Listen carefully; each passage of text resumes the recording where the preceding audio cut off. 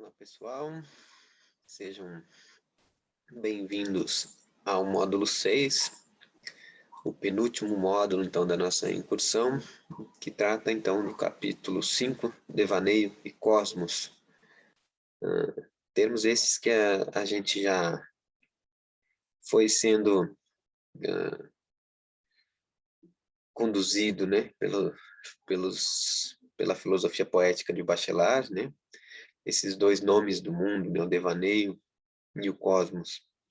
Esse módulo que é o último módulo antes do nosso encontro com o professor Gabriel Cafuri da Rocha, né? Espero que nos encontremos lá nesse dia, né? E que seja proveitoso a todos, tanto o módulo quanto o próximo, quanto o síncrono, né? Como é como é objetivo, sempre abrir com uma sensibilização, ou melhor, com uma sensualização poética, vamos dar início a esse módulo com uma canção. Aqui.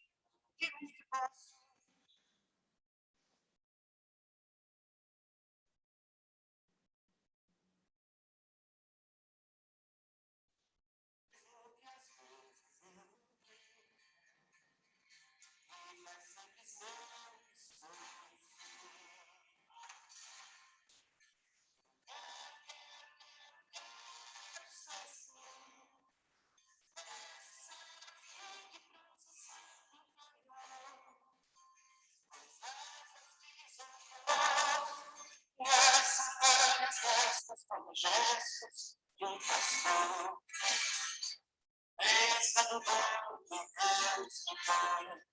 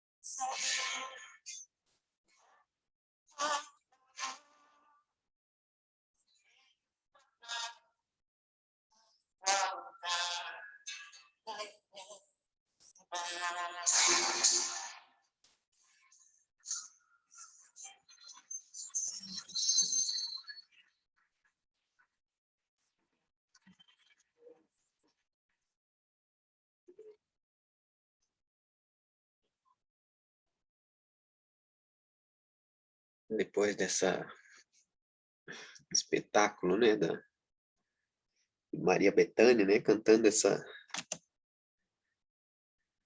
canção, então, composta por Chico César,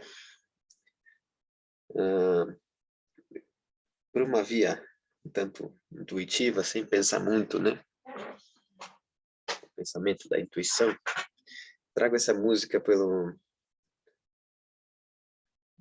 me remeter a algo transcendental, né, bem à força do desejo, à força da vontade, né, a essa ligação, essa conexão cósmica, né, essa conexão que já não separa o corpo e a alma, né, me remete a esse ideário que é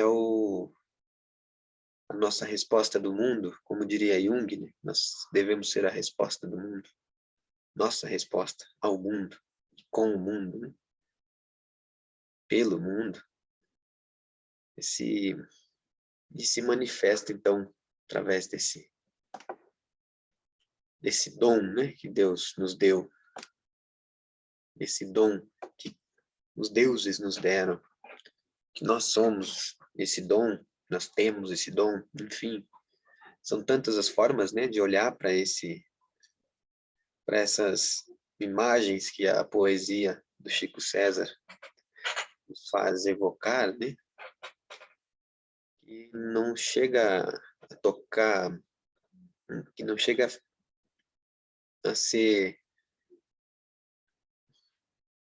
num sentido religioso, como foi muito tratado, né, pelas filosofias mais racionalistas, mas é um olhar religioso no sentido de religação, né, com o mundo além do que a razão permite, né, ou aquém da razão, antes da percepção, bem como a imaginação nos faz alcançar, né, que é o que Bachelard vai nos dizer, né, esses símbolos que aparecem nessa poesia me evocam, me fazem sentir essas profundezas, né? O gin, fumaça, dor, microfonia, o oco do bambu, o apito do acaso, a flauta da imensidão, o silêncio, né? Tantas imagens que a gente fica extasiado, né? Uma beleza, mas o intuito não é explicar poesia, né? Poesia não se explica ela, que explica as coisas, né? Os sentimentos, os afetos, os próprios pensamentos também. Vamos adiante. Chegamos então ao capítulo Devaneio e Cosmos, e a gente vai iniciar então devaneando um pouco por esse assunto que foi abordado lá no primeiro módulo, onde, né, a gente viu a introdução e apresentação da obra, onde Bachelard já nos apontava, né, alguns caminhos do que viria a aparecer durante o livro. Um deles é justamente a respeito dessa solidão, dessa cosmicidade, do devaneio cósmico, que é a solidão.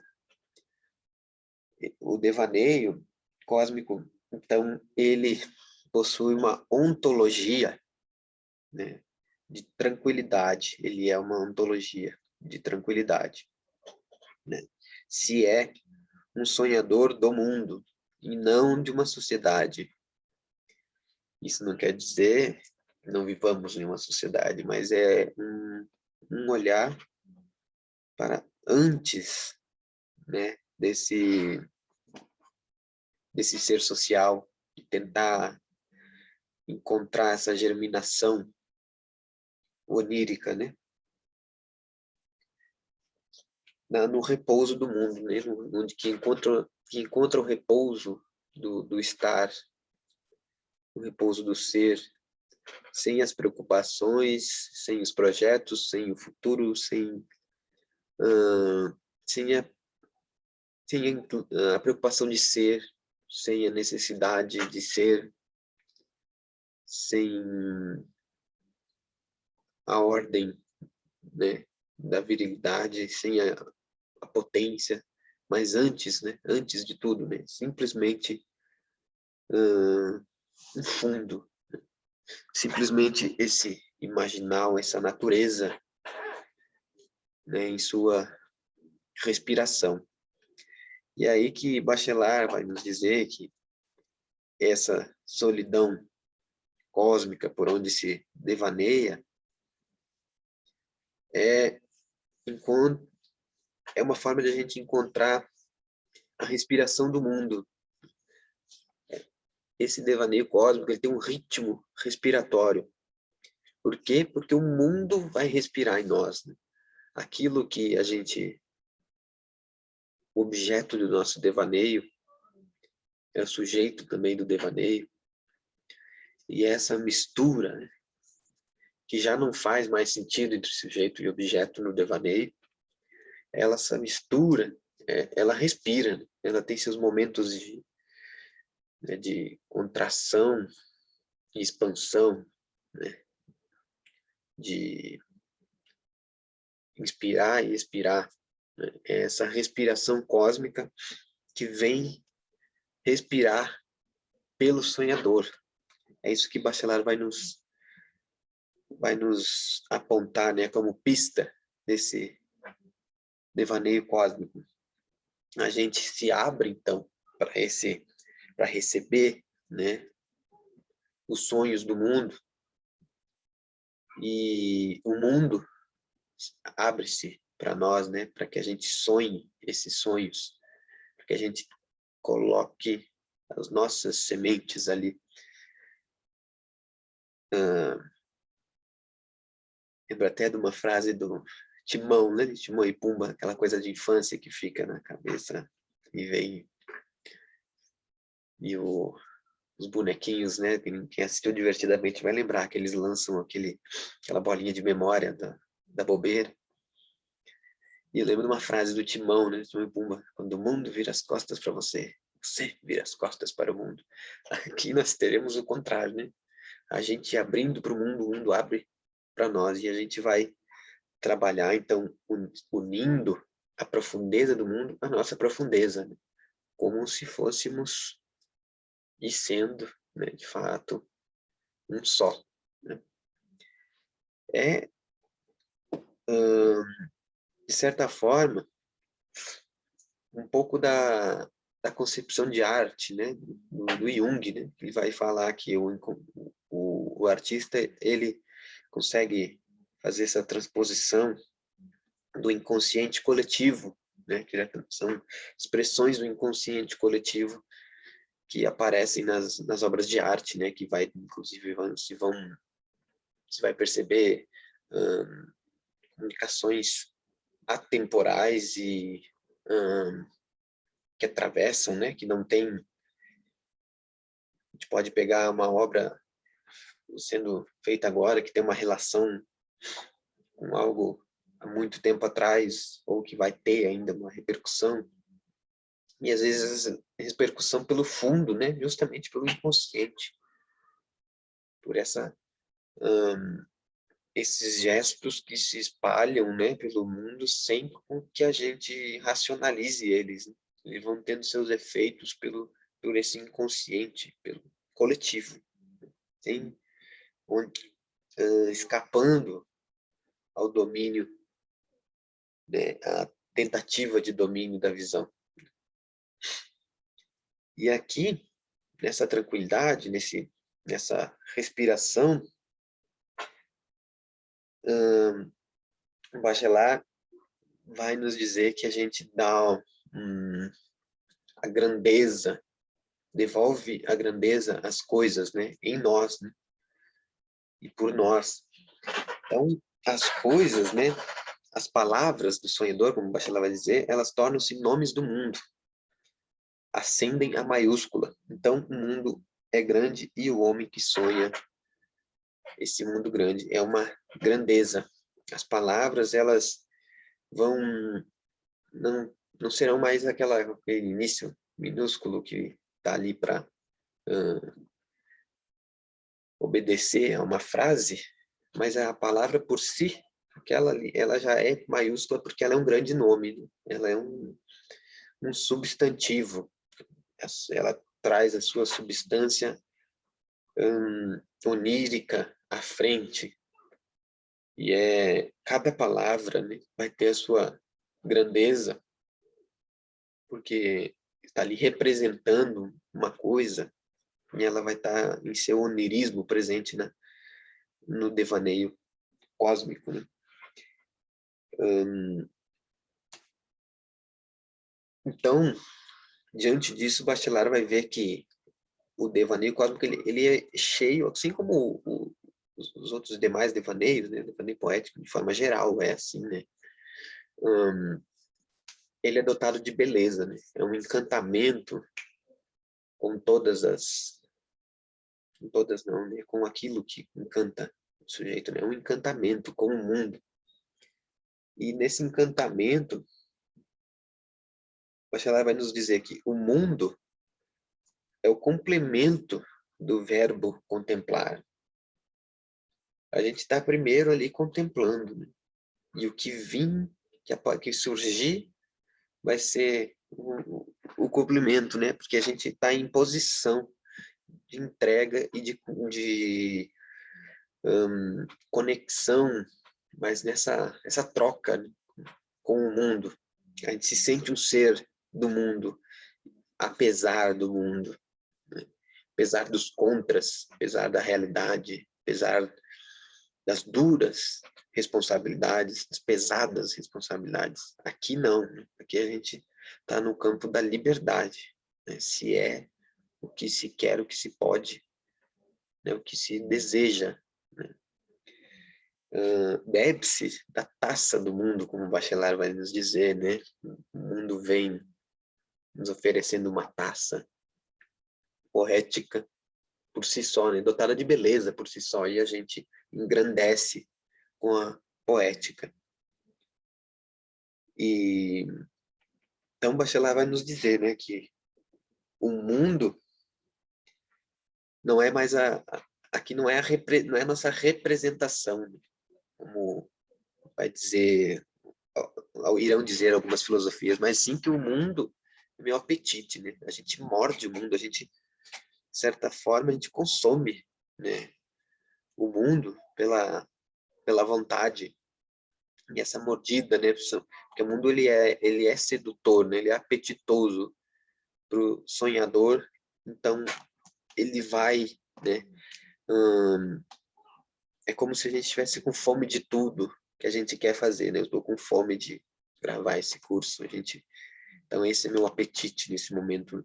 Sonhar tem muito a ver tem mais a ver com essa instância, né, apetitosa, né, com vontade de se saciar, e já não como aquela racionalização do pensamento, né, de representar, fazer as ligações, né, tornar coerente. Aqui não é ilógico, né? Simplesmente eu vou no sonho, a gente esquece essas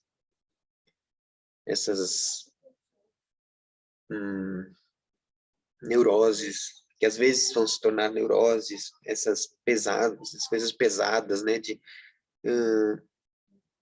ligações, né, de uma historicidade, uma linearidade. Aqui não, aqui é se sentar fora do tempo, né? Aqui tá, ali tá o tempo, a gente vai deixar ali, deixa as malas lá, o peso, a gravidade, inclusive, né? Aqui a gente vai permitir um encontro com o irreal, né? Um encontro com a própria fantasia, um encontro com a sua criança, né? Com a sua infância, um encontro com a sua ânima, que vai acordar, né? Como o Bachelard vai nos dizer que, por exemplo, no devaneio do trabalhador, né? Sozinho, trabalho solitário, o ânimos tira a ânima do seu torpor e vem sonhar no mundo real, né? Aqui a gente vai lá ver a ânima, a nossa ânima simplesmente vivendo no seu estado feliz, né? Não tá de férias, respirando, né? Fazendo a alma respirar. E é isso que talvez faça com que a gente se anime, né? No viver, né? Essa parte é uma questão de saúde, né? Saúde mental, saúde psíquica. A gente precisa, né? Hoje a gente já sabe, já tem muitos trabalhos, né? Falando desse, por mais que seja às vezes num aspecto superficial, aqui a gente esteja tentando descer lá nas profundezas do que acontece, né? O que a gente acha que acontece, que a gente imagina que aconteça, e talvez isso nos traga os traços, né? Do que realmente nos acontece, não pela racionalização, mas mais por essa imagem total, né? Integral. Então aqui a gente está tentando compreender esse fundo, né? Esse fundo imaginal, psíquico, que vai fazer a gente querer as coisas. Então, ele é um devaneio antiperceptivo, né? Ele vem antes da percepção dos sentidos, né? É o mundo e sua imaginação, né? É a imaginação das coisas ainda. Aquilo que a gente vai receber de estímulo pelo sentido aqui no devaneio cósmico, no devaneio, a gente vai tentar ver simplesmente como que a gente está se preparando para receber e como que vai receber essa percepção e elaborar, né? Como que a imaginação elabora essas percepções dos sentidos. E é por isso que com essas matérias, com essa ligação entre a imaginação e a matéria, né? Que é essa imaginação material, onde tem essa troca aberta entre o ser e o mundo, e a matéria, o ser e o cosmos, nós teremos ligações imagens mais sólidas, né? Que unem o cosmos e a substância, né? A substância das coisas. Assim que Bachelard vai trazer alguns exemplos do fogo sendo o motor do mundo, a água, né, sendo o sangue, né, percorrendo os rios, as veias, e vamos ver até ligações, né, entre... eu acho muito interessante aquela imagem da Amazônia como o pulmão, né, aquele movimento ali, e vamos ter muitas imitações, digamos, entre que a imaginação vai pegar do mundo e trazer para a nossa constituição, para o nosso ser em várias instâncias, né? Como o Bachelard vai nos dizer dos órgãos, nossos órgãos terem memórias de moluscos, né? Molusculares. Inclusive, isso vai nos levar à nossa ideia de concha, né? Quando a pessoa não quer saber do mundo, ela se conchaliza, né? Ela vai para dentro. Essas memórias, elas estão muito conectadas a essa atemporalidade que a gente ainda, né, vive coisas de outros tempos. Então, não é a linearidade aqui que vai explicar, né, o processo da evolução, que vai explicar alguma imaginação de algo. Talvez mais como diz Johann, né, as pedagogias expliquem mais essa manifestação dos arquétipos, essa manifestação das imagens, essa manifestação de como a gente está vivendo, porque a gente vai ter ora movimento para um lado, né, de movimento, vamos supor, dar um exemplo de geração, né, uma geração às vezes imita a outra e a outra vem, então uma imitou, a outra vai ter uma revolta, não, outras vezes vem para imitar de novo. Então a gente tem várias formas de ver, e se a gente vai olhar só a história da economia influenciando, mas a gente influenciando, né, subjetividades, a gente vai ter teorias que vão dizer, não, aqui a consciência, né, subjetividade que vai influenciar a objetividade, a gente sabe que é muito mais complexo, né? Que é muito mais... são movimentos muito secretos, né? Muito secretos no sentido de numa instância abaixo da sutileza, justamente por esse imaginário. Então, são essas ambiências psicossociais, né? A psicossocialidade, né? Que vai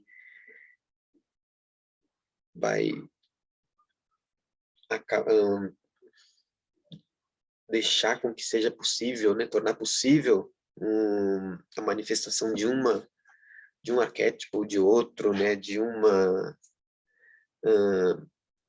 Que a gente necessite de mais amor ou de mais ódio, né?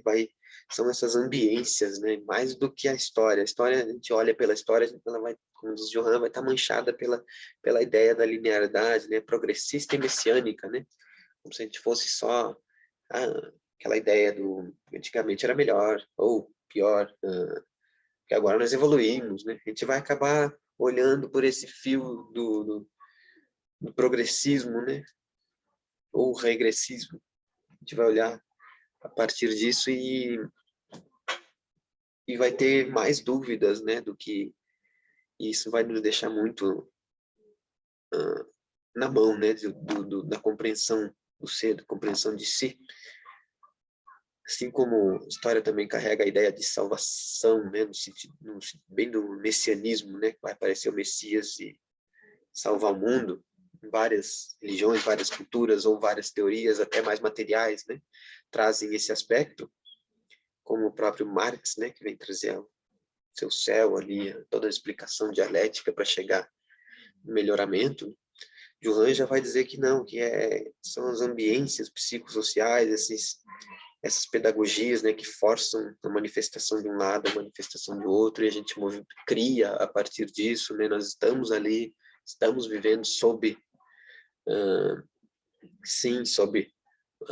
existências anteriores, né, mas estamos ali também, então há toda uma complexidade que eu acho muito interessante, né, muito bonita, abre muito pano, né, para manga, para sonhar esses movimentos imaginários, né.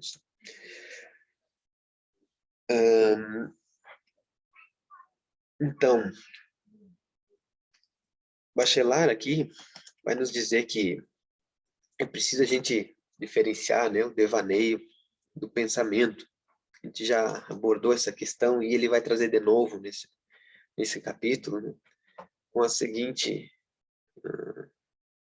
diferença aqui, né, dando mais uma pista do que seria, né. O pensador hesita, o sonhador habita. Essa ideia para mim é bastante... ela dá um conselho, né, bastante sugestiva. A ideia do pensamento como não, né, como aquilo que vai dizer, não, espera aí, eu vou pôr em dúvida aquilo que eu estou vendo. Esse é o pensar, né? O pensar a gente vai mais por esse caminho, né? Senão a gente faria sempre a mesma coisa, né? Faria sempre a roda, estaria sempre inventando a roda, digamos assim. É o caminho científico. Já o sonhador habita, né? Ele simplesmente aceita o mundo e repousa nele. E é esse repouso que é o bem-estar, né, da saúde psíquica. E a gente vai ter, né, muito atrito entre esses polos, né? Entre eu devo aceitar o mundo quanto, né? Ou eu devo enfrentar o mundo quanto. E a gente vê que se a gente está numa posição muito ativa, a gente adoece, né? A mentalidade exige, né? O corpo exige essa dose de felicidade, de repouso, de bem-estar, né? Esse habitar do mundo, né? da ânima, esse habitar onírico, que é dotado de fantasia, né? Eu vou ver minhas paixões, né? Eu vou ver meus desejos, esse sonho, né? E às vezes esse mundo ativo exige, né, que o sonhador encontre vá para essa realidade, que é, na verdade, justamente como Jung vai trazer, né, a partir como a nossa cultura, como a cultura ocidental tem como elemento principal o ar, né, o pensamento, ele é um tanto opressor, né? Ele exige dos outros que os outros sejam daquela forma ali, principalmente o pensador extrovertido, né? E vai pegar as informações do mundo, dos fatos, né, do reino dos fatos, que é daquilo que é exato, assim, e vai querer que todo mundo seja daquela forma, né? E vai querer essa ascensão a todo custo. E é o que a gente vive muito aqui a gente vai ver muito, né, nas filosofias europeias e no modo de vida norte-americano, aqui também, né? Mas ainda a gente ainda tem essa América Latina, né? Ainda traz outros aspectos que a gente pode não ter visto, né? A gente deixou muito de escanteio, a gente deixou muito de canto, que é justamente a resistência imaginária que a gente tem aqui, que nos coloca nessa outra posição mais onírica, né? Eu acredito, assim, pelo menos é o que eu vejo. E, por outro lado, o sonhador, né? Ele não exige, né, essa postura do pensador, ele provoca, ele pede, ele tenta encantar, mas ele não vai exigir do outro, isso ele está nessa certa paz. Porém, a gente sabe, né, que só com paz a gente não mexe, né, no mundo real, a gente não pode ficar só em casa, né? Não, você precisa se alimentar. Você passa fome, outros passam fome. Então, é justamente esse trabalho, né, que a gente precisa, né, colocar para o ser, né? A gente precisa, né, em nós fazer essa respiração. Esse precisa é enquanto ah, movimento seu, né? Eu preciso respirar. E o respirar, aqui nesse sentido, é pensar e sonhar. A gente não respira e sonha ao mesmo tempo, né? Assim como a gente não pensa e sonha ao mesmo tempo, assim como não inspira e expira ao mesmo tempo. Essa sugestão, né, do corpo, né, simbólica do corpo, respirando, é o que faz com que Bachelard veja que a gente precisa fazer esses dois movimentos alternadamente para viver bem. É aquele que vive, que pensa e sonha alternadamente, vive melhor, né? Segundo Bachelard.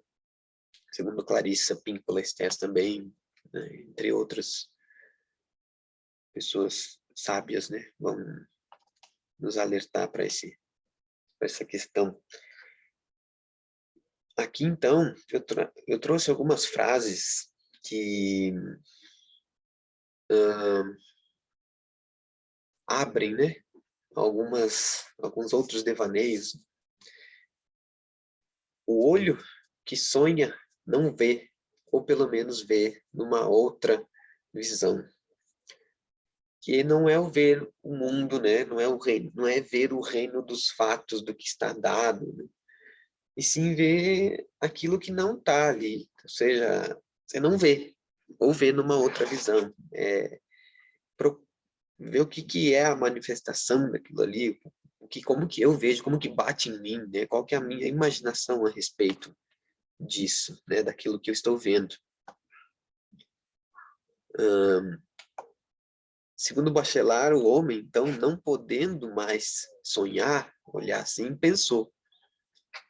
A gente tinha esse viver onírico, quando aquilo ali satura, a gente começa a pensar, né? Mas aí que Bachelard provoca, né? Como que a gente vive só pensando, né? A gente não se encanta com o mundo, né? A gente faz coisas terríveis.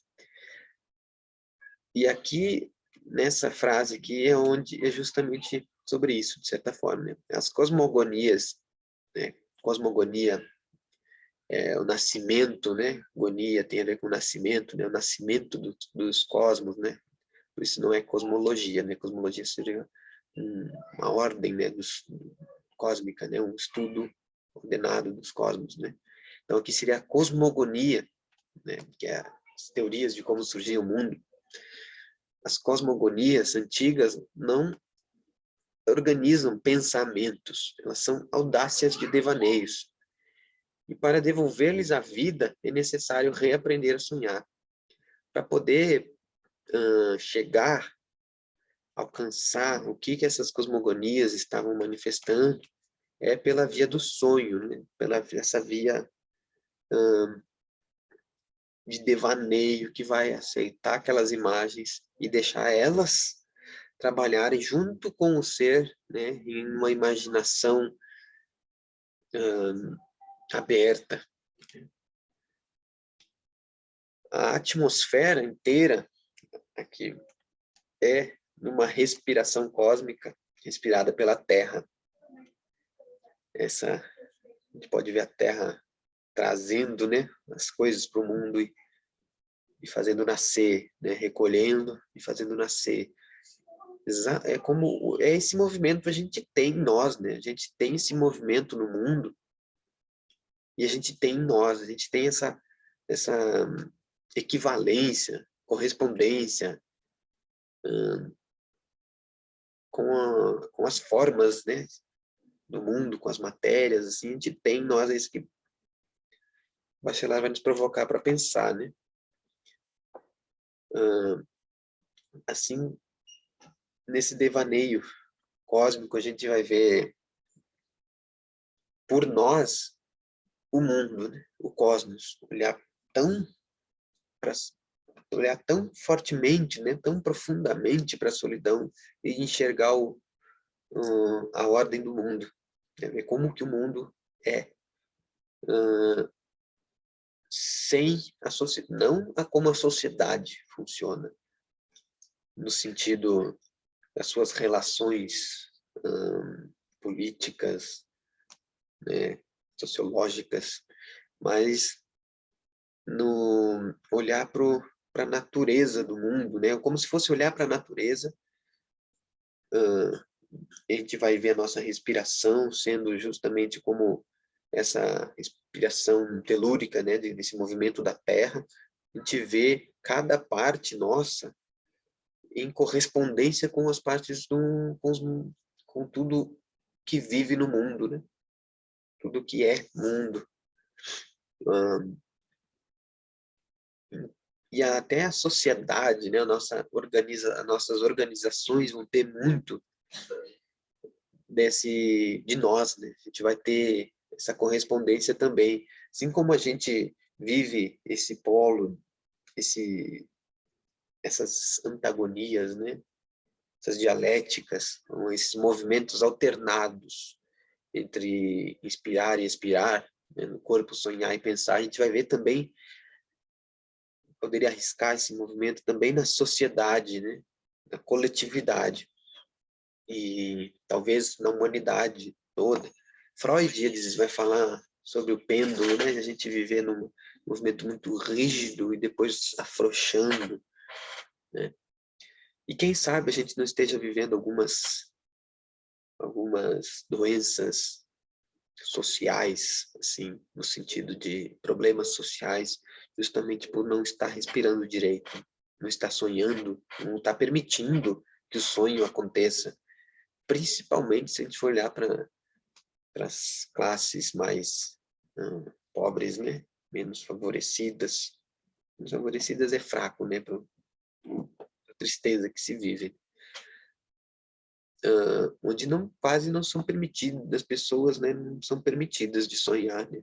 A gente que nasce desse lugar social, assim, vulnerável, né?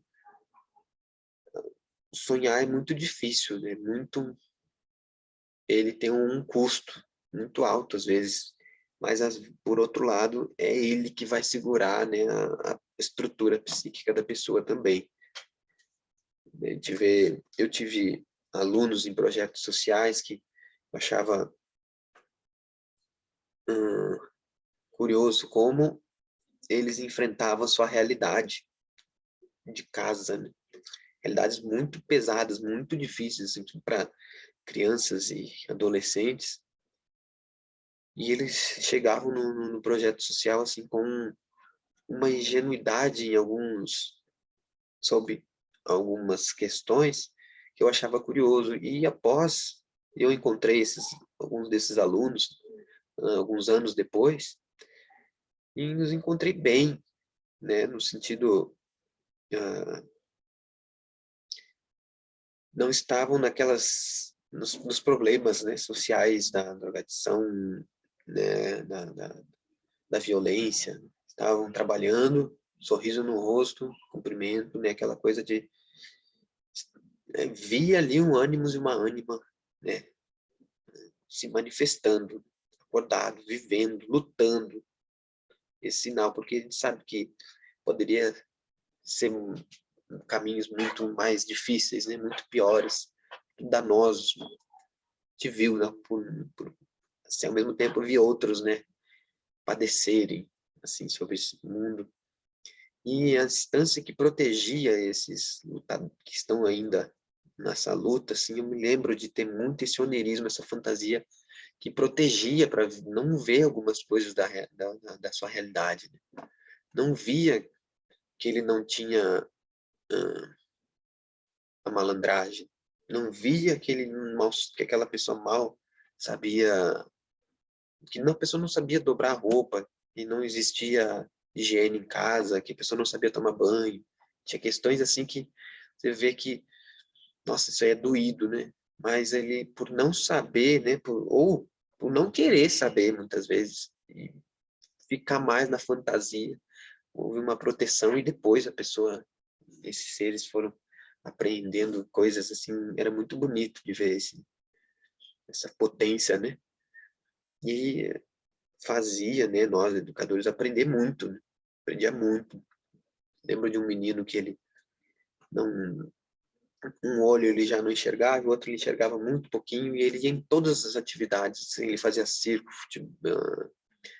jogava futebol, ia pro aulas de música, aulas de dança, ele fazia todas as oficinas, assim. E um dia eu levei um videogame para jogar e ele foi jogar também. Eu disse, pô, Patrick, você faz tudo, né? E ele me disse, é que eu fiquei sabendo que eu vou perder a visão e eu quero aproveitar tudo. Menino, novo, né?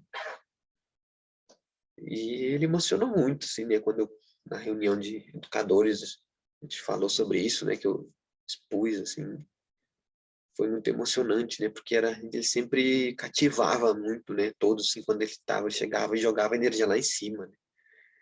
Esse acordar, né? Essa imaginação, né? Que tanto fazia ele brilhar. Bom, ele era excelente nas artes, né? Essa imaginação, ele criava muita coisa no teatro, né? Principalmente. Então, essa conexão, né? Com o mundo tem a ver com esse ver a si mesmo no mundo, né? Ver esse pulmão do mundo, ver esses órgãos, né? Molusculares, vai remeter essa frase, vai me remeter a essa frase de Bachelard, né? Tudo que eu olho, olha para mim. Que é o que Nietzsche vai dizer, né? Que quando você olha muito para o abismo olha para você, né? O que a gente está olhando? O que a gente está sonhando? Por que a gente está olhando quando está sonhando? Essas instâncias que vão ser esse sentido cósmico, né? De eu vou olhar o olho do mundo, né? Vou me olhar no espelho, de certa forma. E se eu estou olhando aquilo ali também está me olhando. Se eu estou me comunicando com as árvores estão comunicando comigo, né? Esse ser onírico, ele tem essa noção, né? Cósmica, né? Que é essa noção de conexão com o mundo. E Bachelard vai nos dizer, né, afinal, isso, né, esse devanear, né, cósmico, não se faz com ideias ensinadas. Não é por uma via racional que se vai fazer. Eu separei aqui uma página aqui para ler, que é a página 171. São 2 trechos. O primeiro trecho aqui que eu separei dessa página é o seguinte: ligando o mundo à necessidade do homem, Franz von Baader escrevia: a única prova possível da existência da água, a mais convincente e mais intimamente verdadeira, é a sede. Agora, como dizer, diante de todas as oblações é aquilo que a gente oferta, né? Como a oferenda, né? Como dizer, diante de todas as oblações que o mundo oferece ao homem, que o homem é rejeitado pelo mundo e, a princípio, lançado do mundo? Essa provocação, né, a filosofias, né, que vão nos dizer que nós estamos atirados ao mundo, né?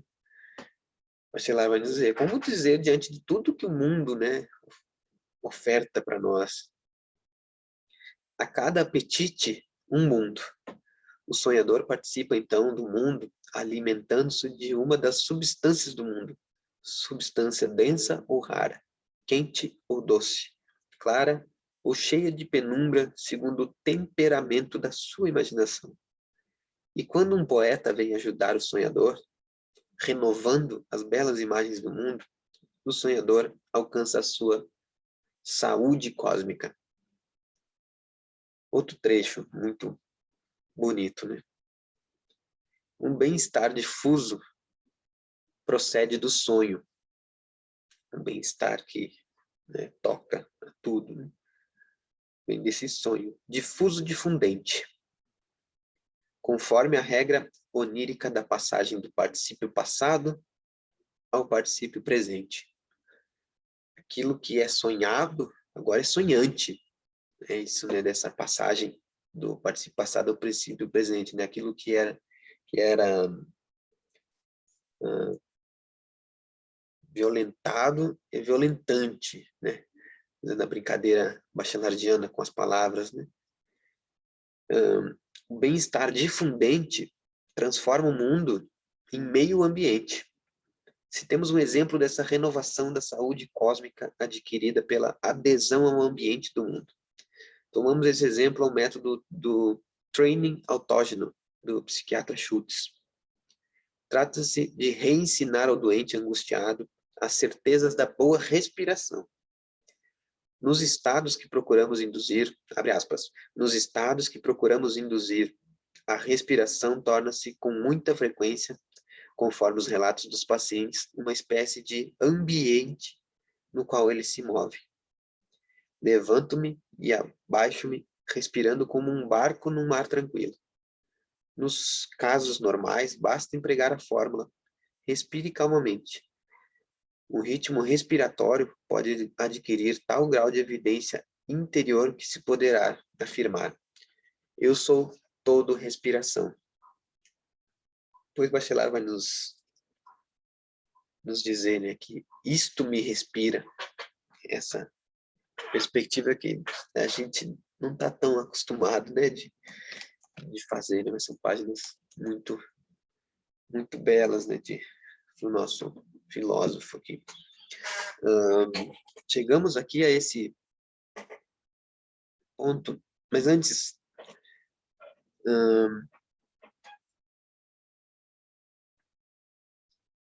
Bachelard vai... Não acredito que tenha ficado... Esquece. Chegamos a esse ponto das palavras, né? A gente foi ver lá nos 2 primeiros capítulos, né? O módulo 2 e módulo 3, que era o sonhador de palavras, né? Aqui a gente vai ter essa ligação com as palavras, claro, porque se está falando de devaneio, né? E Bachelard vai ter essa escrita assim, né? Ele vai trazer de novo essa potencialidade das palavras, né? E diante de como elas trabalham no devaneio, né? E Bachelard vai nos falar sobre essa etimologia onírica, né? Não trata-se da etimologia, da etimologia das palavras, mas a etimologia onírica, né? Que se trata de olhar para os seres que falam por seus nomes, né? Que ser está ali, né? Naquele nome. Quem sonhou aquele nome? De onde veio? O que é? É aquilo que a filosofia vai dizer, o que é tal coisa? Eu tive uma professora, né, de estética da música que falava, nos colocava nesses estados assim de anteriores, né? Nesse não saber que enriquecia muito, né? Mas era muito sutil, né? Essa pergunta do o que é tal, né?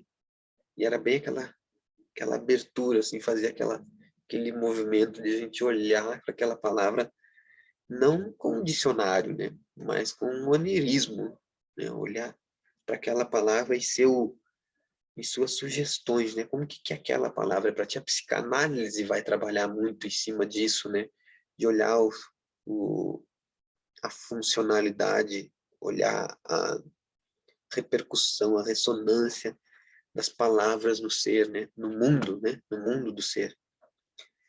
Então, o sonhador, ele vai falar ao mundo e eis que o mundo lhe fala. É aquela troca, né? Que está acontecendo ali entre o olhar, está acontecendo, então, com a fala também. A gente pode dizer que está acontecendo com a audição, né? Com os cheiros, né? Com todos os sentidos, né? A imaginação vai estar trabalhando o tempo todo, no integral. E aí, Bachelard vai nos dizer que a gente pode até lembrar no slide anterior aqui, né? Sobre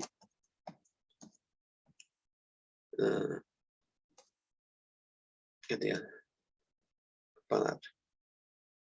Enfim, que as palavras, acho que eu não botei no slide, né? Mas cada palavra, então, ela é sonhada enquanto maiúscula, né? Sua maiusculidade, né? Digamos assim. Então, cada palavra vai ser um cosmos, né? Uma, uma organização toda, né? Uma galáxia, um universo, um planeta, qual seja o sonho, né? Pode ser uma bola, né? Uma plataforma, um livro, aquilo que você está cosmicizando, né? Cada palavra vai ter esse seu mundo, essa sua realidade onírica, que ela provoca, né? Ela vai ter suas respirações ali dentro, né? Cada palavra, isso aqui Bachelard está se referindo, assim, pelo menos é o que eu vejo, né? De cada palavra ser repleta, né? Dessas movimentações que nós também temos, né? A gente respira, a gente se alimenta, a gente escuta, a gente fala, e as palavras vão ser dotadas também de todo esse onirismo, né, que é o mundo da palavra. E Bachelard vai dizer que um universo cabe melhor numa palavra do que numa frase. Talvez uma frase seja amplo demais, né? Disperse o mundo. Tanto que algumas práticas, eu participei de alguns encontros com dois psicólogos da linha Gestalt, eles falavam, né? Em uma palavra como você chega hoje, em uma palavra como você vai, em uma palavra. Várias outras práticas, né? Não é, isso é mais, não é de uma, digo que não é de uma prática de uma área específica, né? Mas muita gente vai fazer nesses trabalhos diga, em uma palavra, né? E justamente essa uma palavra, ela comporta, né? Ela condensa, né? Todos os seus movimentos, né? Todas as suas sugestões, né? Sugestões que envolvem outros seres, né? Aquela palavra quer dizer uma coisa para uma coisa para outra. E o mundo é assim também. O mundo é uma coisa para um, uma coisa para o outro. Então a palavra, ela condensa, né? Todos esses valores, esses gestos, essas respirações sobre ela, né? Ela tem essa propriedade.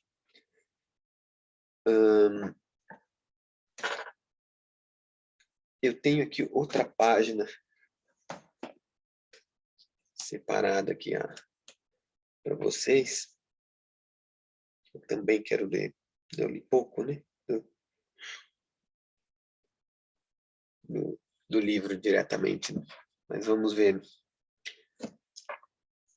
Diante desse fogo que ensina ao sonhador o arcaico e o intemporal, a alma já não está confinada num canto do mundo. Está no centro do mundo, no centro do seu mundo. A mais simples lareira enquadra um universo.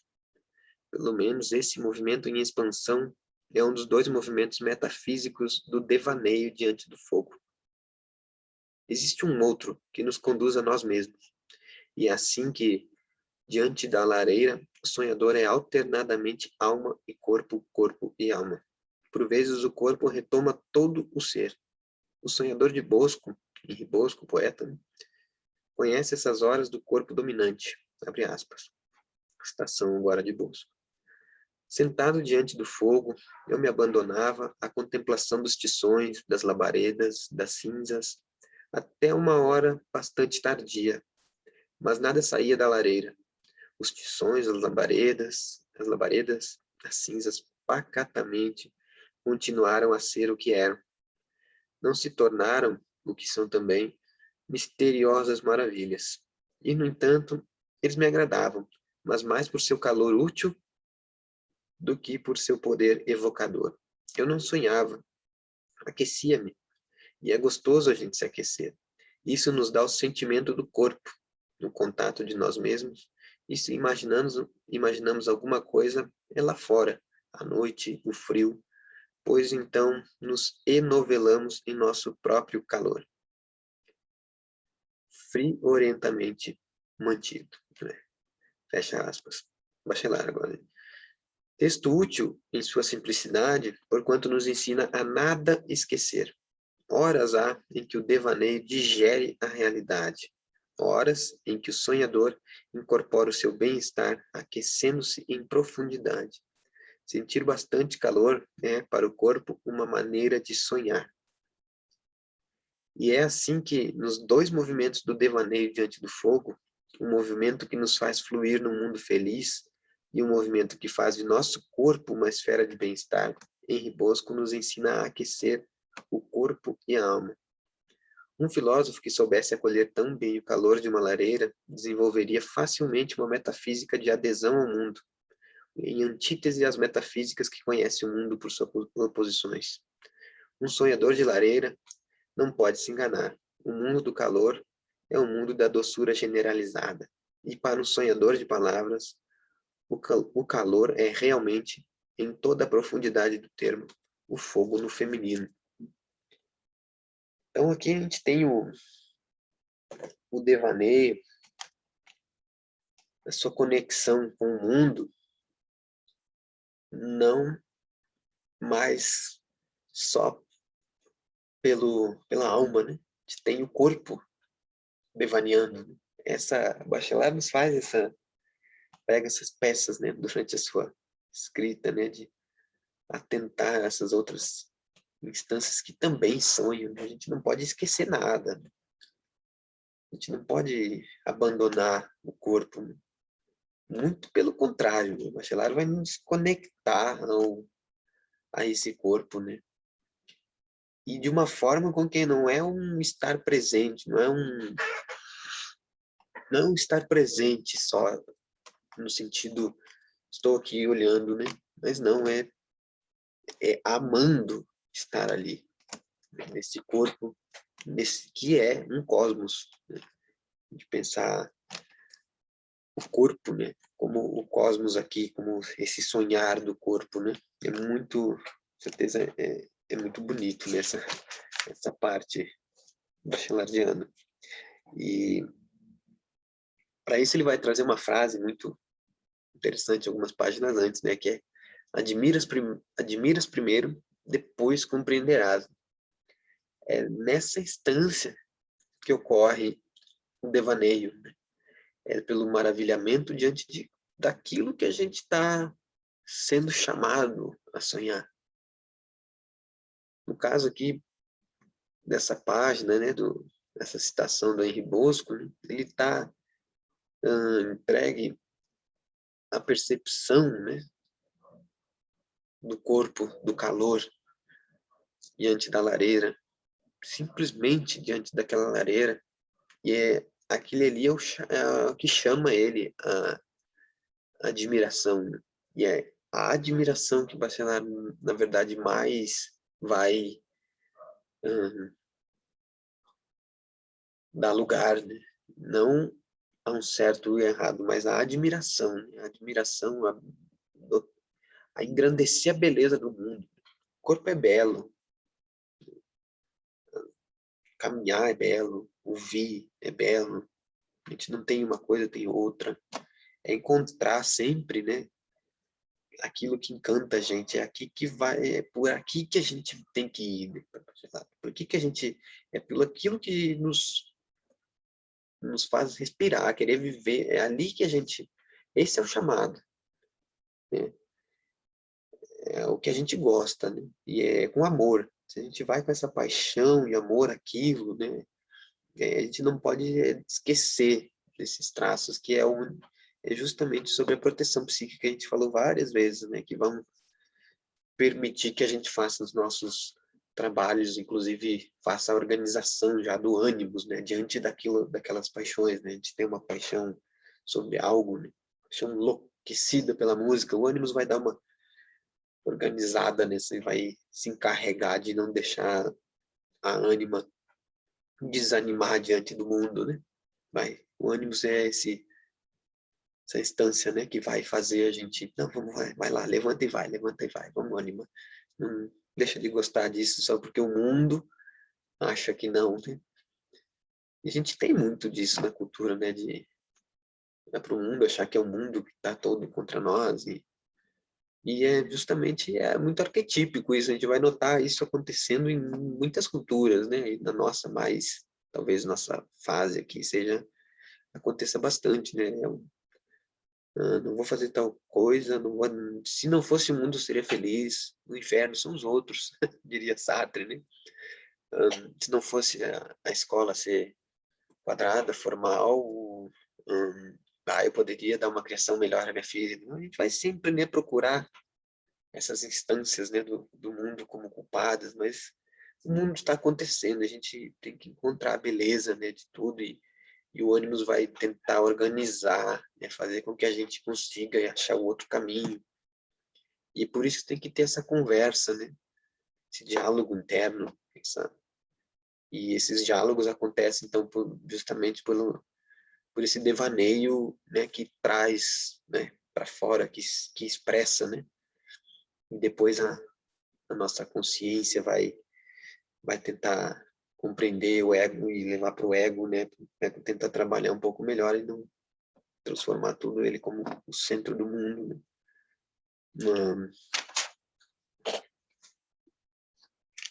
E aqui eu trago então essa obra famosa, né? Muito bem trabalhada já por muitas pessoas, né? Que é a Relativity, né? Relatividade, que eu acho muito rica, né? Muito bonita de ver como a gente fica sempre naquele primeiro estado. Eu fico muito naquele primeiro estado, né? De, pô, como é que você imaginou isso? Isso aqui essa imagem me remete muito ao funcionamento do imaginário, nessas escadas sem uma lógica, né? Mesmo tendo uma lógica ilógica ou uma ilógica lógica. Enfim, deixar aqui para a gente ir devaneando sobre o que vem agora, né? Que seria devaneio cósmico. Então ele lida com o imemorial, né? Com esse tempo fora do tempo, né? Fora do tempo, fora do espaço, diante do fogo, nosso ser já não se acha encadeado a um estar presente. Nosso eu, para se convencer de sua existência, de uma existência que dura, já não é obrigado a afirmações fortes, a decisões que nos dão o futuro dos projetos enérgicos. Que, na verdade, é isso que eu acabei de trazer, inclusive na página seguinte, né, na 186. Esse estar presente estava aqui, né, e eu acabei não vendo. Mas é esse sonhar do mundo, né, enquanto essa troca, essa inversão entre eu e o mundo, que vai trazer essas verdades cósmicas para o ser, as nossas verdades para o mundo e as verdades do mundo para nós. Essa inversão entre micro e macro cosmo.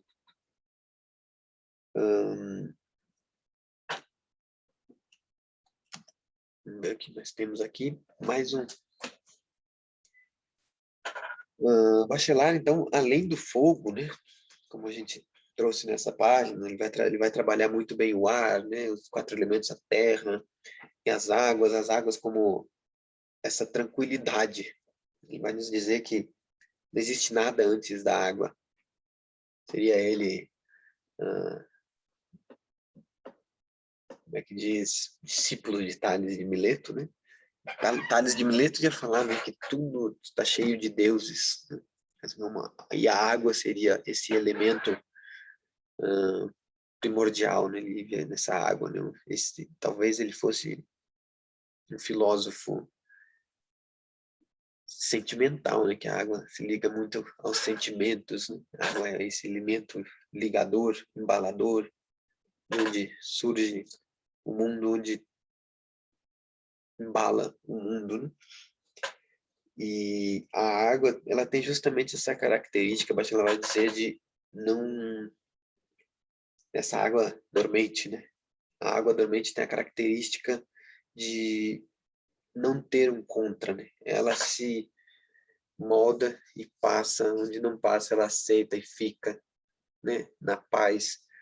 E ela, se tiver um buraquinho, ela vai, quem dera se fôssemos uma água, né? Mas a gente devaneando as águas, entrando em contato com essas águas, é assim que Bachelard vai nos atentar, né, para esses conhecimentos, para essas sabedorias, né, do mundo, para a gente saber ter essa inteligência aquosa, né, essa inteligência das águas. A gente precisa viver, né, devanear, sonhar com as águas. E uma pedagogia das águas vem nos ensinar essas propriedades, né, como não ver as coisas como um contra, né, e ver como parte do caminho. E aqui, né, Bachelard vai nos dizer o seguinte: quanto mais profunda a água, mais claro é o espelho. A luz vem dos abismos. E ainda, a água profunda, contemplada num devaneio, ajuda a exprimir a alma profunda do sonhador. É quando o Bachelard fala do sonho noturno, acho que a gente viu no Cogito do Sonhador, ele vai dizer que tem aquele sonho noturno que aniquila o ser, que a gente não lembra de nada. Quando ele se enche de água, o Bachelard vai dizer, aqui começa a acordar o sonhador. Essa sugestão imagética, né, fala a respeito, então, esse surgimento, né, da consciência, né, do acordar do espírito, né, de trazer a alma para o mundo, né, com a água, né, um plantado, se não tiver água, não cresce.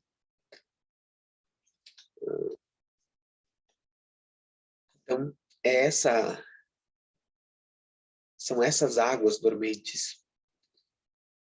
É nesse campo das águas em repouso que vão despertar a imaginação cósmica, né?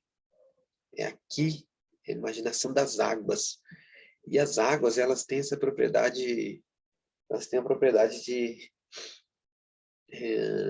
reflexo, né? Imita, ela traz, né, a imagem do céu, e céu e água podem se confundir, né? E as águas serão também o primeiro espelho, né? Que é o mito de Narciso, né? A gente vai se ver ali e se encantar pelo que se é ali nessas águas maternas, né? O mar, ele é muito ligado ao embalo, né? Ao colo. Talvez a gente tenha em nós o mar, né? Que é o balanço do colo da mãe. Né?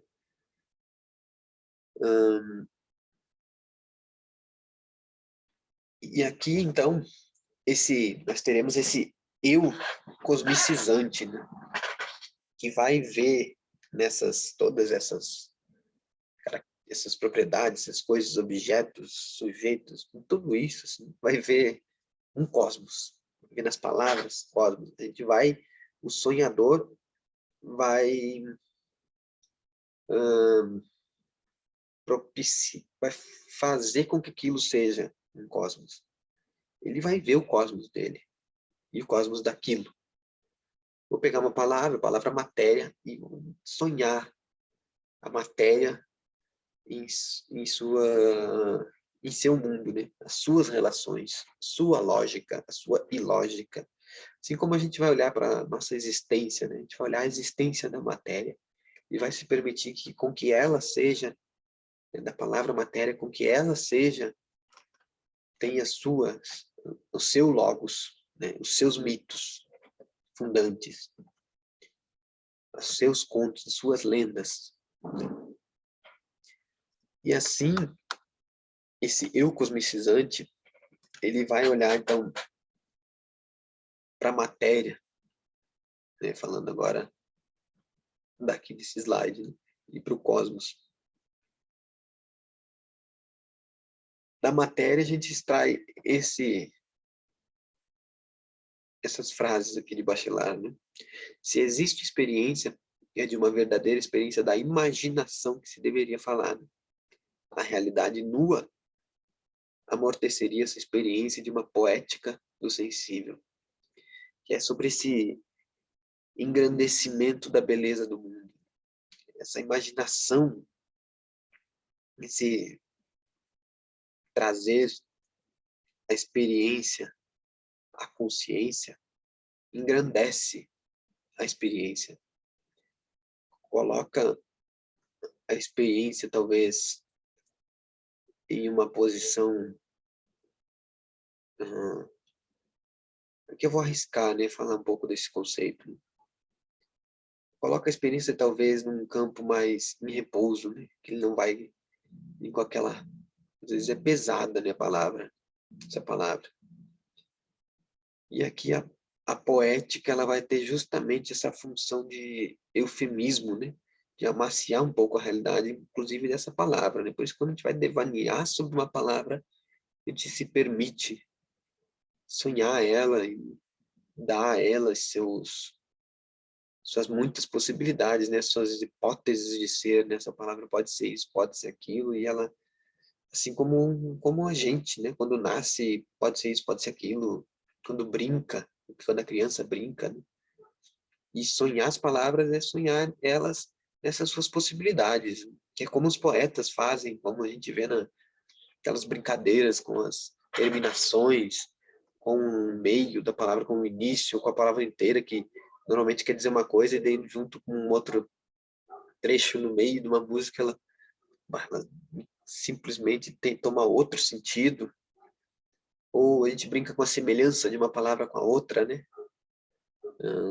Criar, criança, né? Recriar, enfim, a gente vai carta, lata, a gente vai fazendo as rimas, a gente vai fazendo um monte de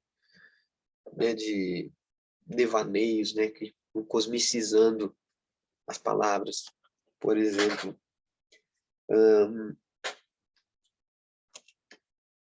a respeito do cosmos, então, esse ser, essa invenção, né? Se cosmicizar, então, a respeito disso, eu trago essas duas frases aqui que eu acho que talvez elucidem, né?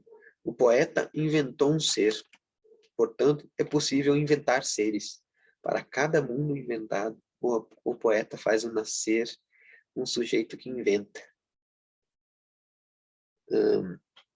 Quando se inventa um personagem, né, de uma história, e essa já é a possibilidade, é a prova da possibilidade é a prova da possibilidade de invenção, né?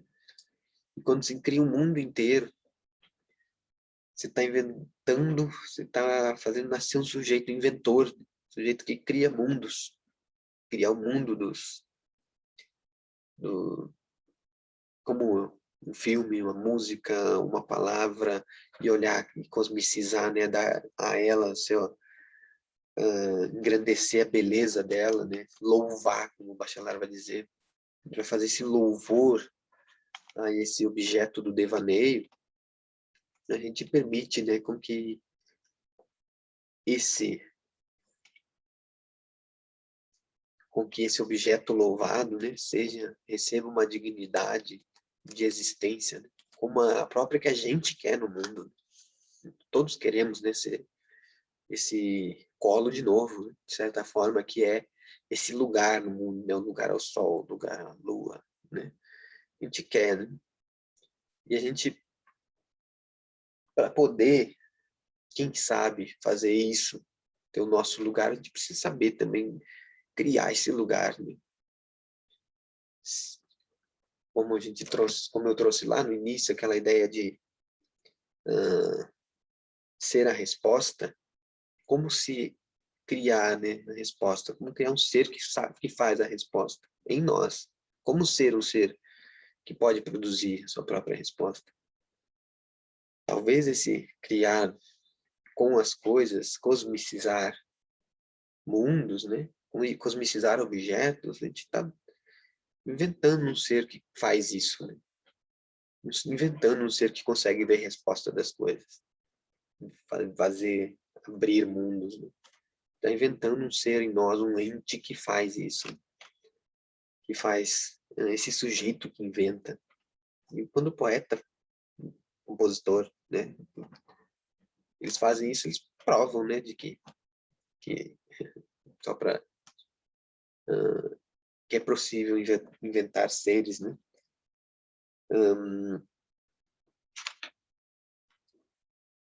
Outra questão aqui para finalizar, né? O Bachelard vai nos falar a respeito desse eu cosmicizante,